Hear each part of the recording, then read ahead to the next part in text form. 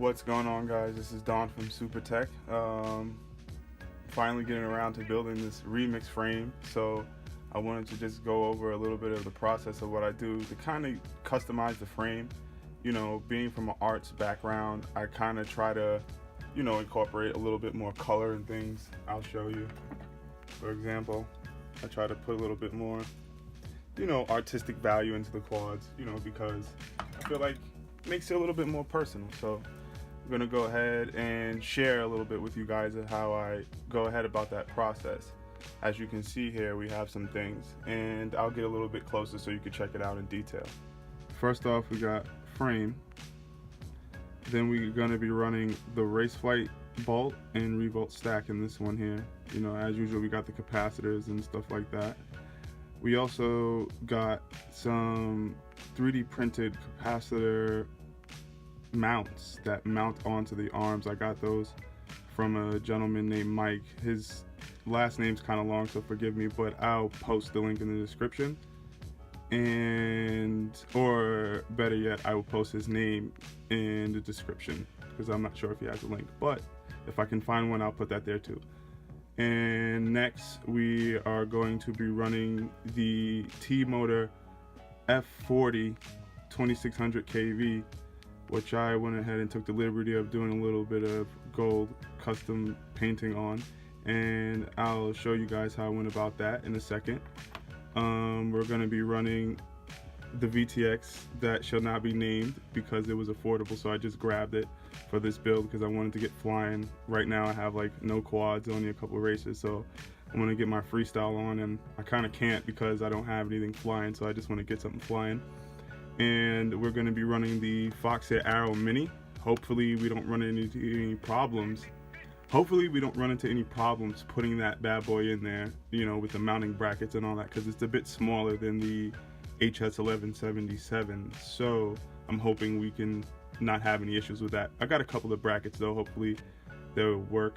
Then we have everybody's favorite, Triumph, TBS Triumph. Sorry if you can't see that, but TBS Triumph. Foxeer Arrow Mini, the VTX that shall not be named. And then I have some gold heat shrinks here, which I have taken the liberty, see if I can get in there, of painting a certain way, and I'll show you guys how to go ahead and get about that. And the tools, you know, then you got the hardware and, you know, all that good stuff. But then the tools, I'm going to be using the standard tools. And then this gold Sharpie here, which is pretty common. You can find this anywhere. I'm sorry if I got a lot of light on it, but there you go. I'll try to scroll down in the light so you can see. But this is pretty common. You can find it at any, you know, art supply store or like CVS or something. They have them there too. So yeah, let's get into this. All right, so we're gonna start off with the motors. Like I said, I went ahead and painted the base of the motors gold using this oil-based Sharpie here. Hopefully you can see a little bit better now. And I've got something going on better with the lighting. But, alright, so, and forgive me for the jello-y camera. I'm kind of like working over the camera. My space is limited, so forgive me. But, alright, so for these 4 motors, I already have done. But I have one motor that has some of it not done, so I figure I'll take the time and show you guys on that. Alright, cool. So, once you start off with these motors, you're gonna have like, you know, this raw metal kind of look. So what you want to do with your pen, all right, is you want to get a piece of paper. Let me just grab some paper or some useless piece of something. Let me just find one. I got one somewhere I can use. I'm just not finding it. And great, old receipt. That will work perfectly. There you go, old receipt paper. So what you want to do is you want to get the ink inside the marker flowing. So you just want to press down, make sure it's nice and globby. Once you see one drip come out and fall, you know you're ready to go. So what you want to do is you want to hold the motor at the base and the top, and you want to dot, okay, like that. And once you see the paint come off, that's when you want to move it from left to right. And then don't try too much because then you'll get overlapping and glob. So then with the paint that's access, just stretch it over like that to that side. And then you do the next part the same way. you dab it, and then you move it, and then the excess paint that's left over, you move it over. All right, so there you go. You got gold motors, well, gold base motors. But yeah, that's how you go about that. So for the inside here, right where the stator is, try to stay away from the windings, but the best thing about having this bigger marker is that you get a little bit more coverage, but it's still controlled. So when you do this, you don't really want to dab it because you might get it on your wiring, you know, which it should be fine. I don't think this is really bad for the motor. I've done it before, I haven't had any problems. So you pretty much just then want to take that and you want to swipe it around. Give it a couple. Just swipe it, make it gold. I don't know if you can see, like, move my lighting a little bit more. There you go, focus. So there you go, just swipe it. Just go in there with the tip and just give it a little round motion there. Look at that ashy hand.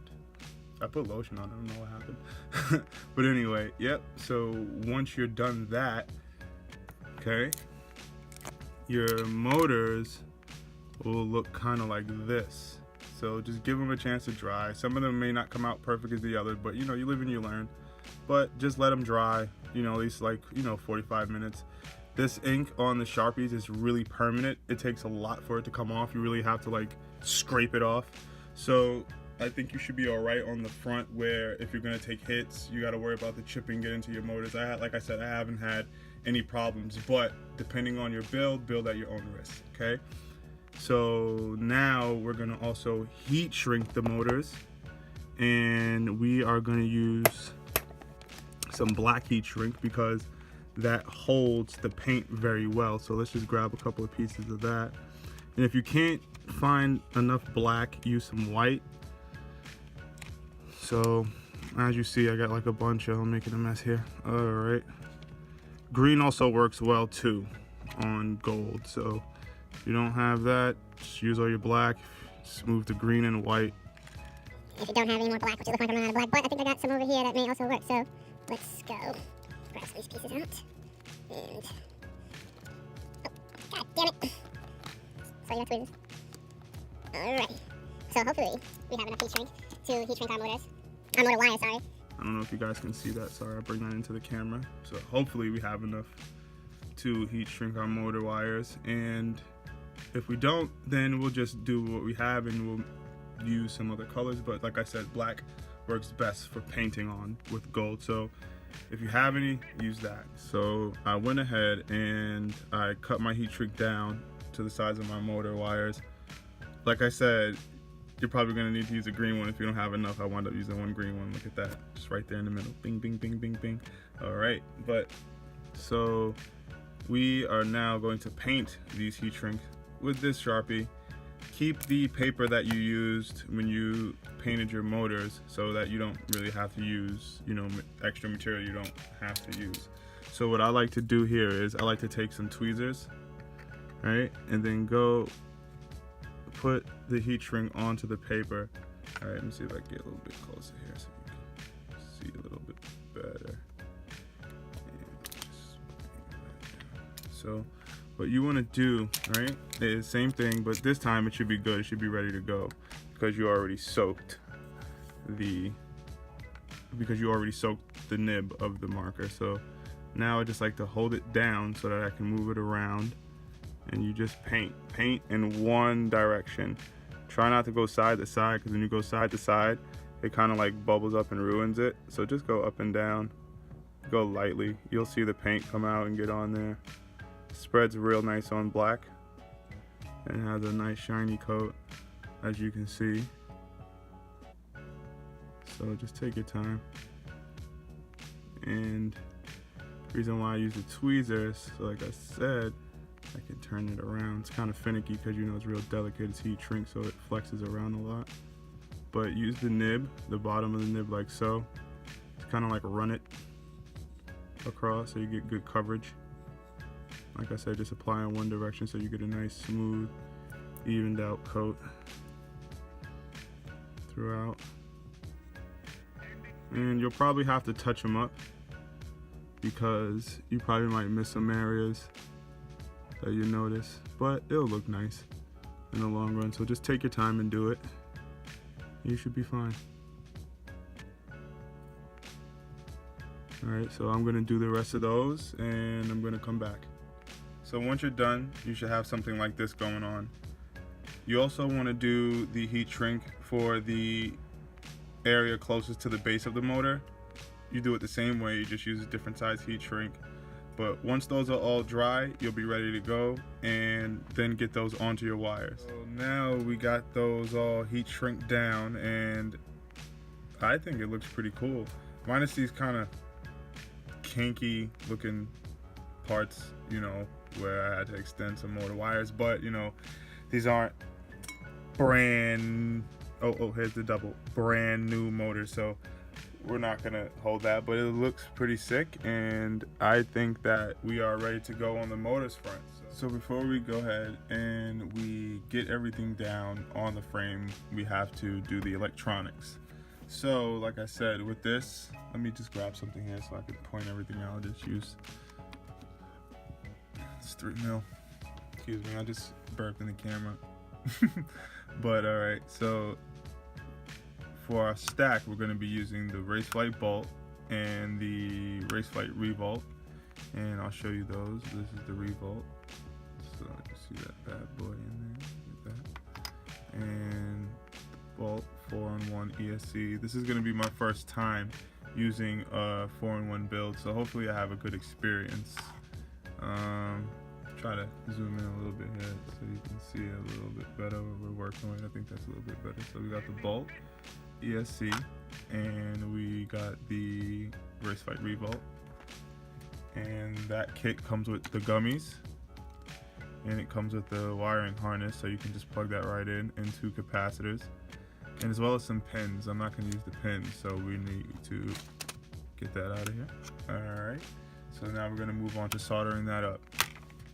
I got this burned out Revolt that I use as reference just to make sure I don't get anything messed up for my receiver. So we're gonna go ahead and we're gonna bridge 5 volt and we're gonna bridge the inverted signal to TX1.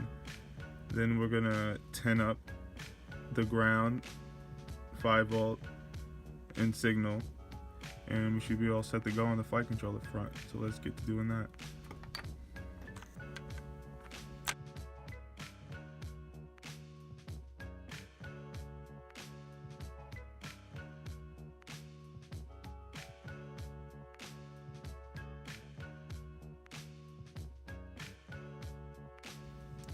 Alright, and once you're done, you should have something like this. And it's gonna look like that on one side. And then on the other side, you're gonna have those pads bridged. So you're gonna be running 5 volt, and you're gonna be running the inverted to TX1 up top.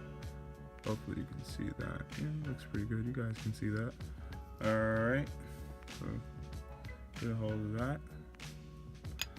Okay, now this is where the shit gets tricky because I never really dealt with this bad boy before, even though I heard nothing but good things. You know, my boy Chris Perry runs it. He says it's really good. He recommends it.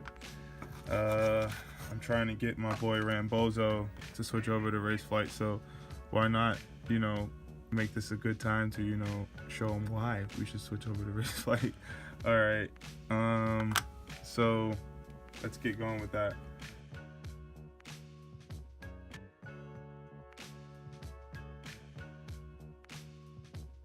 Now we're gonna mount these bad boys down to the frame, and I got my screws here. Let's just dump those all out. I'll leave the bag so I can put them back there, but right now I'm just gonna use these screws to mount it down so I can work on the quad. So let's go ahead and put those on.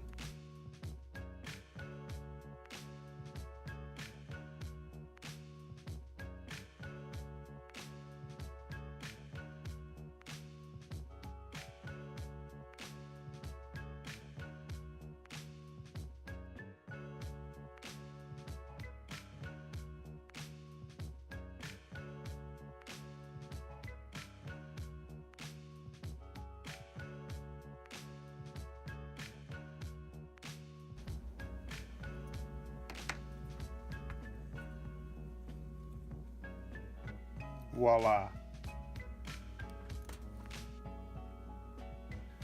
Alright, so once you're done, you're gonna have something like this. As you can see, the light down. There we go, it's looking good. We got our gold motors, gold accents, and then we have our gold motor wires.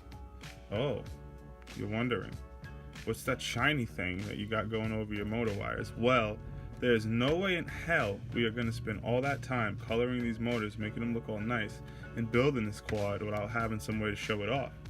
So let me just get rid of the quad real quick, so let you get another quick look at that, so you can see what that looks like. It's nothing special. I'm pretty sure you've seen everybody else's build, but this is what our build looks like.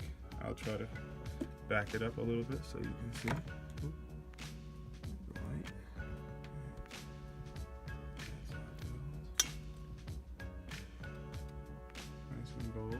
Like I said, I had to run the VTX on the arm. It was the only way to do it, so I just went ahead and did it. But that's our build, and like I was saying, we had to do something else, but I forgot what I was saying. So I remember now. I was going to show you how we got these ESC protector thingies. So exactly what that is, is actually acrylic plastic that you can go get at Home Depot or Lowe's, and you can just get them to cut it out into 1-inch sections or something small. I got them to cut it out in these sections here, and then you can just bring these home, and it cuts like butter. You just get your knife here, like you just get any kind of knife. I just got this one just for it, and you size up your arm or whatever you want to protect, and then you score it. All right, and then you just pretty much snap it, and it snaps right out, and you clean it off. I usually run a little file on it. I use the alien file sometimes, but it's really harsh, so I have another file, and I'll show that to you. I have another file here, and I just kind of lay that down and then run them across like this. Like once I got them all out, and I put the edges down, and then I just run them like that to try to even them out. But yeah, that's how you get those. So you can find that stuff at Lowe's, Home Depot. Oh, there's the camera. But yeah, you can find that stuff at Home Depot, Lowe's, or probably a hardware store where they do kind of glass cutting and things of that nature. But I know you can definitely get it at those two locations. So if you want to get a nice fancy looking job on your ESCs, I recommend you to grab some of that stuff. But alright, now we're gonna go out and rip this thing and see how it flies. I want to take a moment to say thank you for taking your time to watch this video. If you feel like you've learned something today and this video has been helpful to you, please take a moment to like and subscribe. The more like and subscribes I get, I will personally take it as you need to make more content, and I'll make better content, and hopefully that is more informative for you in the future. So like I said, I want to say thank you for taking your time to watch this video. Big shout out to the Ripper Squad homies, you know, Rambozo, Craig 710, Ryle Fpv, Chris Perry, all the Northeast guys. Big shout out to you guys, Ethan Fpv, Danny Chan. Give a big shout out to my mom, my brothers, my wife, Isley Spector. She's a very big supporter in this thing. And who else I didn't mention? Oh, my boy, definitely Random FPV, and Wild Willie. Those guys have been holding me down as well. Big love to you guys. Much love to you guys. Not big, but much love to you guys. And that hopefully that love is big enough. But thank you everybody for supporting Supr-Tech, and we hope you guys enjoyed this. All right, let's go rip.